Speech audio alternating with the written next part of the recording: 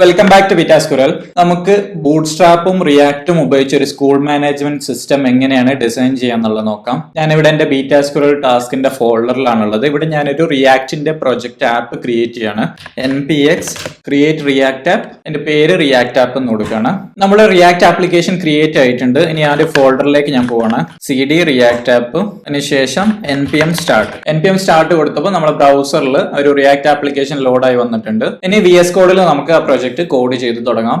ആദ്യം നമുക്ക് വേണ്ടത് ഈ ഒരു റിയാക്ട് ആപ്ലിക്കേഷൻ ഡിസൈൻ ചെയ്യാൻ വേണ്ടി ബൂട്ട്സ്ട്രാപ്പ് നമുക്ക് ഇൻക്ലൂഡ് ചെയ്യണം. നമുക്ക് CSS മാത്രം ഉപയോഗിക്കാനാണെങ്കിൽ നമുക്ക് ഡയറക്റ്റ് ബൂട്ട്സ്ട്രാപ്പ് ഉപയോഗിക്കാം. നമുക്ക് റിയാക്റ്റിന്റെ കമ്പോണൻസ്, ബൂട്ട്സ്ട്രാപ്പ് കമ്പോണൻസ് കൂടെ ഉപയോഗിക്കേണ്ടതുണ്ട്. അതുകൊണ്ട് നമ്മൾ റിയാക്ട് ബൂട്ട്സ്ട്രാപ്പ് എന്ന ലൈബ്രറിയാണ് ഇവിടെ ഉപയോഗിക്കുന്നത്. ബ്രൗസറിൽ നമ്മൾ റിയാക്ട് ബൂട്ട്സ്ട്രാപ്പ് സെർച്ച് ചെയ്ത് കഴിഞ്ഞാൽ റിയാക്ട് ബൂട്ട്സ്ട്രാപ്പിന്റെ ഡോക്യുമെന്റേഷൻ വെബ്സൈറ്റ് കിട്ടും. react-bootstrap.netlify.app ഇതാണ് ആ URL. അതിൽ പോയിട്ട് ഗെറ്റ് സ്റ്റാർട്ടഡ് എന്നുള്ള ലിങ്കിൽ ക്ലിക്ക് ചെയ്യാം. അതിനുശേഷം ഇവിടെ ഇൻസ്റ്റാളേഷൻ പ്രൊസീജിയേഴ്സ് ഇവിടെ ലിസ്റ്റ് ചെയ്തിട്ടുണ്ട്. npm install react bootstrap ഇതാണ് ഇൻസ്റ്റാൾ ചെയ്യേണ്ടത്. ആ ഒരു കോഡ് കോപ്പി ചെയ്തിട്ട് ടെർമിനലിൽ പുതിയൊരു ടാബ് ഓപ്പൺ ചെയ്യാണ്. സെയിം ഫോൾഡറിൽ റിയാക്ട് ആപ്പിന്റെ ഫോൾഡറിലാണുള്ളത്. അവിടെ ഞാൻ ആ കമാൻഡ് പേസ്റ്റ് ചെയ്തു. അതായത് ഈ രണ്ട് പാക്കേജ് ആണ് എന്റെ നോഡ് മൊഡ്യൂൾസിലേക്ക് ഇൻസ്റ്റാൾ ചെയ്യാൻ പോകുന്നത്. ആ ഒരു രണ്ട് പാക്കേജ് ഇൻസ്റ്റാൾ ചെയ്തിട്ടുണ്ട്. ചിലപ്പോൾ നിങ്ങൾക്ക് ഇങ്ങനെ ഹൈ സിവിയറിറ്റി വൾനറബിലിറ്റീസ് എന്നൊക്കെ പറഞ്ഞിട്ടുള്ള കൺസേൺസ് നിങ്ങൾക്ക് കാണാൻ പറ്റും. അത് ഇപ്പോൾ നിങ്ങൾക്ക് തൽക്കാലം ഇഗ്നോർ ചെയ്യാം. പ്രൊഡക്ഷനിൽ പോകുന്ന സമയത്ത് npx audit fix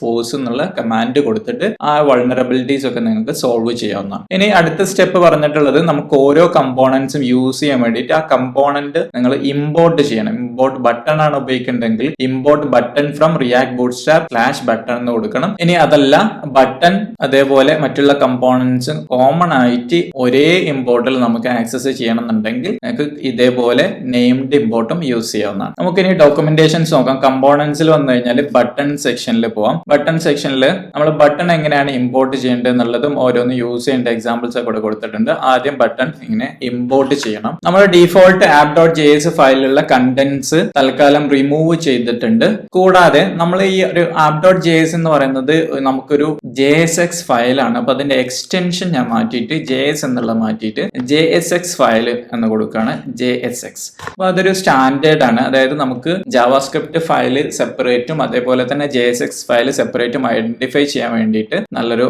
അപ്രോച്ച് ആണ് JSX എന്ന് കൊടുക്കുന്നത്. ഇനി നമ്മുടെ മെയിൻ കമ്പോണന്റിൽ ജസ്റ്റ് ഒരു ബട്ടൺ പ്ലേസ് ചെയ്ത് നോക്കാം. ബൂട്ട്സ്ട്രാപ്പ് വർക്ക് ചെയ്യുന്നുണ്ടോ എന്ന് ചെക്ക് ചെയ്യാൻ വേണ്ടി ഇവിടെ ബട്ടൺ ഇമ്പോർട്ട് ചെയ്തു. അതിനുശേഷം ഒരു പ്രൈമറി ബട്ടൺ നമുക്ക് പ്ലേസ് ചെയ്യാം. ഇവിടെ നമുക്കൊരു ബട്ടൺ പ്ലേസ് ആയിട്ടുണ്ട്. പക്ഷെ നമുക്ക് കളേഴ്സ് ഒന്നും വന്നിട്ടില്ല. കാരണം നമ്മൾ CSS ഇമ്പോർട്ട് ചെയ്തിട്ടില്ല, CSS യൂസ് ചെയ്തിട്ടില്ല. ഇവിടെ ഇൻസ്റ്റാളേഷൻ സെക്ഷനിൽ വന്നിട്ട് ഇവിടെ CSS എങ്ങനെയാണ് യൂസ് ചെയ്യേണ്ടത് എന്നുള്ളത് കൊടുത്തിട്ടുണ്ട്. ഈ ഒരു CSS ഫയൽ കൂടെ നമ്മൾ index.js ഇമ്പോർട്ട് ചെയ്യണം. ഇനി നമ്മൾ ആപ്പിൽ വന്നു കഴിഞ്ഞാൽ നമ്മുടെ ആ ഒരു പ്രൈമറി ബട്ടൺ കളേർഡ് ആയി. അപ്പൊ നമുക്ക് ബൂട്ട്സ്ട്രാപ്പ് വർക്കിംഗ് ആണ്. ഇനി ബാക്കിയുള്ള ഡിസൈൻസ് നമുക്ക് കണ്ടിന്യൂ ചെയ്യാം. കമ്പോണൻസിൽ വന്നിട്ട് ആദ്യം നമുക്ക് നാവ്ബാർ ആണ് വേണ്ടത്. നാവ്ബാറിന്റെ സ്റ്റൈൽസ് ഒക്കെ നോക്കിയിട്ട് നമുക്ക് പറ്റുന്ന ഒരു നാവ്ബാർ കോപ്പി ചെയ്യാം. അതിൽ നമുക്ക് വേണ്ടത് ലോഗോയൊക്കെ ഉള്ള നാവ്ബാർ ആണ് വേണ്ടത്. അപ്പൊ ഈ ഒരു നാവ്ബാർ നമുക്ക് യൂസ് ചെയ്യാം. അവസാനം കൊടുത്തിട്ടുള്ള ഈ ഒരു നാവ്ബാർ ആണ് എടുക്കുന്നത്.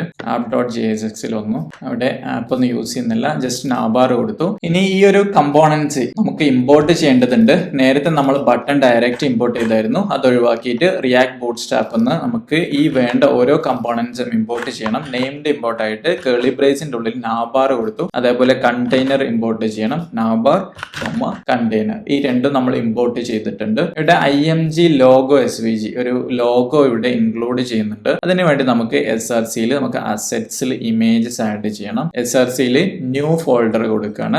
അസെറ്റ്സ്, ഈ ഒരു അസെറ്റ്സിൽ നമുക്ക് നമ്മുടെ ലോഗോ ആഡ് ചെയ്യാം. ഞാൻ അസെറ്റ്സ് ഫോൾഡറിലേക്ക് ഒരു ലോഗോ svg ഫയൽ കോപ്പി ചെയ്തിട്ടുണ്ട്. ബീറ്റാസ്കുരലിന്റെ ലോഗോയാണ്. നിങ്ങൾക്ക് ഏതെങ്കിലും ഒരു ഇമേജ് ഇതേപോലെ കോപ്പി ചെയ്യാം. അതിനുശേഷം SRCയിൽ വന്നിട്ട് നിങ്ങൾക്ക് ആ ഇമേജിന്റെ പാത്ത് അവിടെ കൊടുക്കാം. ഇനി അതല്ലെങ്കിൽ റിയാക്റ്റിൽ നിങ്ങൾക്ക് ഡയറക്റ്റ് svg ഫയൽസ് ഒക്കെ ഇമ്പോർട്ട് ചെയ്യാം.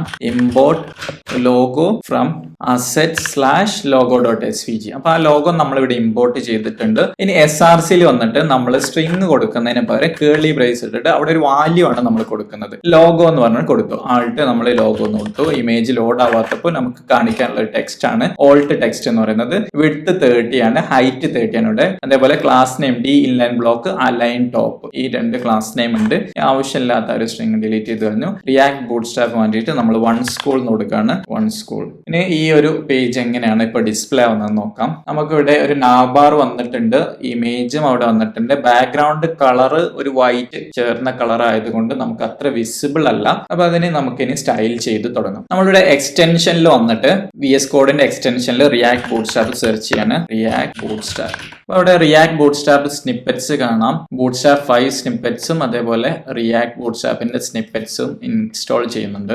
മൂന്നും ഇൻസ്റ്റാൾ ആയിട്ടുണ്ട്. അതിനുശേഷം നമ്മളിവിടെ BG ഡാർക്ക് എന്ന് കൊടുത്തു നമ്മുടെ നാവ്ബാറിന്. ഇനിയിപ്പോ ഡാർക്ക് ആയിട്ടുള്ള ഒരു നാവ്ബാർ ആണ് നമുക്ക് വന്നിട്ടുള്ളത്. നിങ്ങളിവിടെ ഇൻസ്പെക്ട് ചെയ്ത് ചെക്ക് ചെയ്ത് കഴിഞ്ഞാൽ ആ ഒരു കമ്പോണൻസ് റിയാക്റ്റിലുള്ള കമ്പോണന്റ് അത് HTML-ന്റെ നാവ് എലമെന്റ് ആയിട്ട് കൺവേർട്ട് ആയിട്ടുണ്ട് ഇവിടെ. അപ്പോൾ നാവ്ബാർ എന്ന് പറയുന്ന റിയാക്ട് ബൂട്ട്സ്ട്രാപ്പിന്റെ കമ്പോണൻസ് ബിഹൈൻഡ് ദ സീൻ അവർ ഉപയോഗിക്കുന്നത് നാവ് എന്ന് പറയുന്നത് നമ്മൾ ബൂട്ട്സ്ട്രാപ്പിൽ പഠിച്ച നാവ് എലമെന്റ് തന്നെയാണ് യൂസ് ചെയ്യുന്നത്. അവിടെ BG ഡാർക്ക് ഉണ്ട്, നാവ്ബാർ എക്സ്പാൻഡ്, നാവ്ബാർ ലൈറ്റ്, ഇങ്ങനെയുള്ള ക്ലാസ്സുകളൊക്കെ കൊടുത്തിട്ടുണ്ട്. അതിന്റെ ഉള്ളിൽ കണ്ടെയ്നർ ഉണ്ട്. കണ്ടെയ്നറിന്റെ ഉള്ളിൽ നമ്മുടെ ആ ഒരു ലിങ്ക് ഉണ്ട്. നമുക്ക് ഇവിടെ കണ്ടെയ്നറിന് പകരം കണ്ടെയ്നർ ഫ്ലൂയിഡ് യൂസ് ചെയ്യണം. അത് നമുക്കൊന്ന് സെർച്ച് ചെയ്ത് നോക്കാം ഡോക്യുമെന്റേഷനിൽ. ഇവിടെ ലേഔട്ടിൽ വന്നു കഴിഞ്ഞാൽ ബ്രേക്ക് പോയിന്റ്സ് ഉണ്ട്, അതുപോലെ ഗ്രിഡ് ഉണ്ട്. ഗ്രിഡിൽ കണ്ടെയ്നർ, ഫ്ലൂയിഡ് കണ്ടെയ്നർ, ഇവിടെ ഫ്ലൂയിഡ് കണ്ടെയ്നർ കൊടുത്തിട്ടുണ്ട്. കണ്ടെയ്നർ അതിനെ ഒരു ആട്രിബ്യൂട്ട് ആയിട്ട് ഫ്ലൂയിഡ് എന്ന് കൊടുത്താൽ മതി.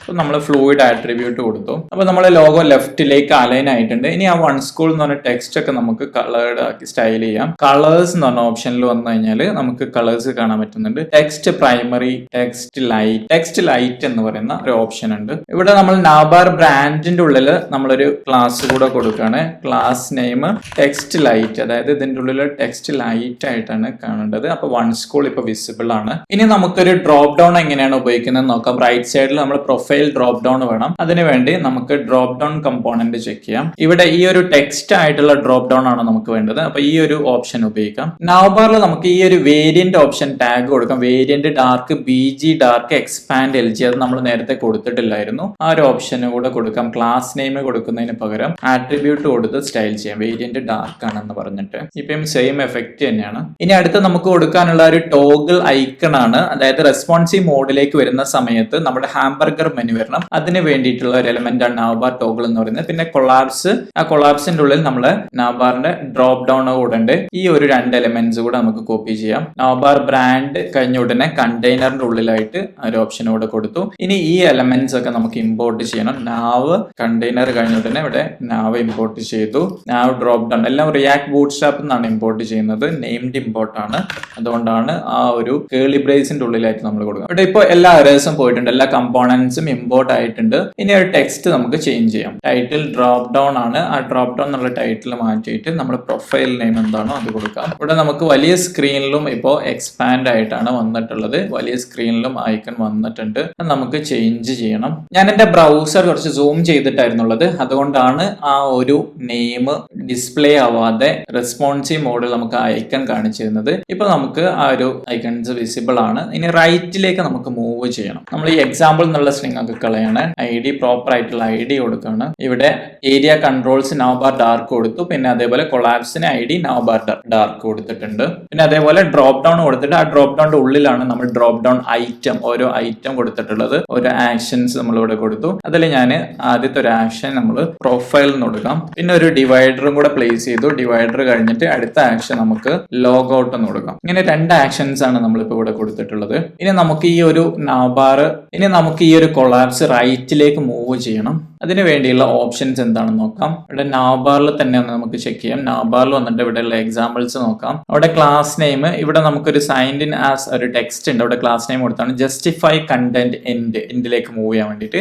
ഇതേ ക്ലാസ് നമുക്കും ഉപയോഗിക്കാം. ഇവിടെ നമ്മൾ കൊളാപ്സിന് ജസ്റ്റിഫൈ കണ്ടന്റ് എൻഡ് കൊടുത്തു. ക്ലാസ് ബൂട്ട്സ്ട്രാപ്പിന്റെ ക്ലാസ് ആണിത്. അപ്പൊ നമ്മള് ആ ഒരു പ്രൊഫൈലിന്റെ ടെക്സ്റ്റ് റൈറ്റ് സൈഡിലേക്ക് മൂവ് ആയിട്ടുണ്ട്. നമുക്ക് പ്രൊഫൈൽ ലോഗ് ഔട്ട്, രണ്ട് ഡ്രോപ്പ് ഡൗൺ മെനൂസ് വന്നിട്ടുണ്ട്. അതിന്റെ ലിങ്ക്സ് കറക്റ്റ് അല്ല, ഇപ്പൊ കൊടുത്തിട്ടുള്ള ലിങ്ക്സ് നമുക്ക് പിന്നീട് കറക്റ്റ് ചെയ്യാം. ഇപ്പൊ നമ്മുടെ നാവ്ബാർ കംപ്ലീറ്റ് ആയിട്ടുണ്ട്. ഇനി ആ നാവ്ബാർ ഞാനൊരു സെപ്പറേറ്റ് കമ്പോണന്റിലേക്ക് മൂവ് ചെയ്യാണ്. എന്റെ SRCയിൽ വന്നിട്ട് ഞാനൊരു കമ്പോണൻസ് പറഞ്ഞ ഫോൾഡർ ക്രിയേറ്റ് ചെയ്യാണ്. കമ്പോണൻസ് പറഞ്ഞ ഫോൾഡർ ക്രിയേറ്റ് ചെയ്തു. അതിന്റെ ഉള്ളിൽ പുതിയൊരു ഫയൽ ക്രിയേറ്റ് ആണ്, navbar.jsx.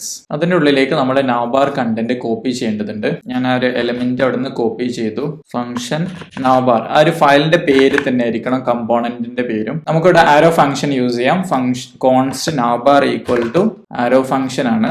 ആരോ ഫംഗ്ഷനുള്ളിൽ നമുക്ക് റിട്ടേൺ ചെയ്യാം. ആരോ ഫംഗ്ഷൻ നമുക്ക് റിട്ടേൺ ഒഴിവാക്കാൻ വേണ്ടി ഫസ്റ്റ് ലൈനിലേക്ക് ആ ഒരു സിന്റാക്സ് മൂവ് ചെയ്യാം. ഇപ്പോൾ navbar എന്നുള്ള ഫംഗ്ഷൻ ഉണ്ട്, അത് റിട്ടേൺ ചെയ്യുന്നത് ഈ ഒരു ബ്ലോക്ക് ആണ്. ഈ ഒരു ബ്ലോക്ക് റിട്ടേൺ ചെയ്യണം. ഇതൊക്കെ ഇമ്പോർട്ട് ചെയ്യണം. ഈ ഒരു ഇമ്പോർട്ട് നമുക്ക് അവിടേക്ക് കോപ്പി ചെയ്യാം. അതേപോലെ ലോഗോയും നമുക്ക് ഇമ്പോർട്ട് ചെയ്യേണ്ടതുണ്ട്. എറേഴ്സ് ഒക്കെ പോയിട്ടുണ്ട്. ഇനി ഈ navbar നമുക്ക് എക്സ്പോർട്ട് ചെയ്യണം. ഈ ഒരു ഫയലിന് എക്സ്പോർട്ട് ഡീഫോൾട്ട് എക്സ്പോർട്ട് ആണ് കൊടുക്കുന്നത്. എക്സ്പോർട്ട് ഡീഫോൾട്ട് navbar എന്ന് പറഞ്ഞു കൊടുത്തു. ഇനി ഈ ഒരു navbar ഫയൽ നമുക്ക് ഇമ്പോർട്ട് ചെയ്യാം. navbar നമ്മൾ ഓൾറെഡി ഇവിടെ യൂസ് ചെയ്യുന്നുണ്ട്. അതായത് നമുക്ക് ബൂട്ട്സ്ട്രാപ്പിന്റെ navbar നമ്മൾ ഇമ്പോർട്ട് ചെയ്തിട്ടുണ്ട്. അതുകൊണ്ട് തന്നെ നമുക്ക് അതേ സെയിം നെയിം ഉപയോഗിക്കാൻ പറ്റില്ല. അതിന് നമ്മളെ ഈ ഒരു കമ്പോണന്റിനെ റീനെയിം ചെയ്യാണ്. റീനെയിം ചെയ്തിട്ട് നമുക്ക് ആപ്പ് navbar എന്ന് കൊടുക്കാം. ഇവിടെ നമ്മൾ ആപ്പ് navbar ആക്കി. അതിനുശേഷം നമ്മൾ എക്സ്പോർട്ട് ചെയ്യുന്നത് ആപ്പ് navbar എന്ന് കൊടുത്തു. ഇനി നമ്മളുടെ ഈ ഒരു കമ്പോണന്റിൽ വന്നിട്ട് ഈ ഒരു പാർട്ട് ഡിലീറ്റ് ചെയ്യാം. ലോഗോയും ഈ പാർട്ടൊന്നും നമുക്ക് ആവശ്യമില്ല. app.css ഫയൽ അവിടെ നിന്നോട്ടെ, അത് നമ്മളൊന്നും ചെയ്യുന്നില്ല തൽക്കാലം. ഇനി ഇവിടെ വന്നിട്ട് നമുക്ക്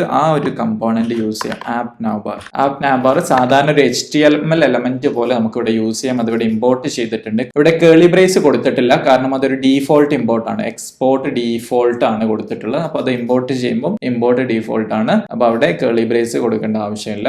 ഒരു കമ്പോണന്റ് മാത്രം ഒരു ഫയൽ നമ്മൾ എക്സ്പോർട്ട് ചെയ്യുമ്പോൾ അങ്ങനെ ഡീഫോൾട്ട് കൊടുക്കുന്നത് ഫ്രം ./components app navbar. ഇവിടെ നിന്നുള്ള കമ്പോണൻസ് ഫോൾഡറിലേക്ക് പോയിട്ട് അവിടെ അതിൻ്റെ ഉള്ളിലുള്ള ആപ്പ് navbar ആണ് ഇമ്പോർട്ട് ചെയ്യുന്നത്. അവിടെ നമ്മൾ യൂസ് ചെയ്യുകയും ചെയ്തു. ഇനി സേവ് ചെയ്തു. ബ്രൗസർ റീഫ്രഷ് ഓട്ടോമാറ്റിക്കലി റീഫ്രഷ് ആയിട്ടുണ്ടാവും. അവിടെ ഒരു ഇഷ്യൂ ഉള്ളത് അസെറ്റ്സ് ലോഗോ SVGന്റെ പാത്ത് കറക്റ്റ് അല്ല. കാരണം ഈ ഒരു ഫോൾഡറിന്റെ ഉള്ളിൽ, അതായത് കമ്പോണൻസിന്റെ ഉള്ളിൽ അസെറ്റ്സ് എന്ന് പറഞ്ഞ ഫോൾഡർ ഇല്ല. അപ്പോൾ ഒരു തവണ ബാക്കിലേക്ക് പോകാൻ വേണ്ടി /. കൊടുത്തു. ഇപ്പൊ നമ്മളെ ഇഷ്യൂസ് പോയിട്ടുണ്ട്, കറക്റ്റ് ലോഡ് ആയിട്ടുണ്ട്.